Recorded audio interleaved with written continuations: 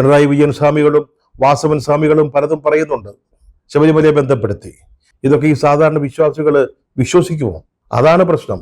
കണ്ടതാണ് ഇവരുടെ തനിനിറം, തനി ഗുണം. CPM-ന്റെ, ഗവൺമെന്റിന്റെ, പിണറായിയുടെ അത് നമ്മൾ മനസ്സിലാക്കിയതാ. ഓർക്കുന്നുണ്ട്, VS മുഖ്യമന്ത്രി ആയിരിക്കുന്ന കാലത്ത് G. സുധാകരനാണ് അന്ന് ദേവസ്വം മന്ത്രി. അന്ന് സുപ്രീം കോടതിയിൽ ആ സർക്കാർ ഒരു സത്യവാങ്മൂലം നൽകി. അതിൽ പറഞ്ഞിരുന്നത് ശബരിമലയില് ഏത് പ്രായത്തിലുള്ള സ്ത്രീകളും കടക്കുന്നതിനോട് വരുന്നതിനോട് സർക്കാരിന് യാതൊരു എതിർപ്പും ഇല്ല എന്ന. അതായത് അവിടുത്തെ കാലാകാലങ്ങളായി നിലനിൽക്കുന്ന ആചാരങ്ങളും അനുഷ്ഠാനങ്ങളും റദ്ദു ചെയ്യുന്നതിനോട് സർക്കാരിന് യാതൊരു അഭിപ്രായ വ്യത്യാസവും ഇല്ലെന്ന്. പിന്നീട് വന്ന ഉമ്മൻചാണ്ടി സർക്കാർ അത് തിരുത്തിക്കൊണ്ടൊരു സത്യവാങ്മൂലം നൽകി. അവിടുത്തെ ആചാരങ്ങൾ പാലിക്കപ്പെടണം.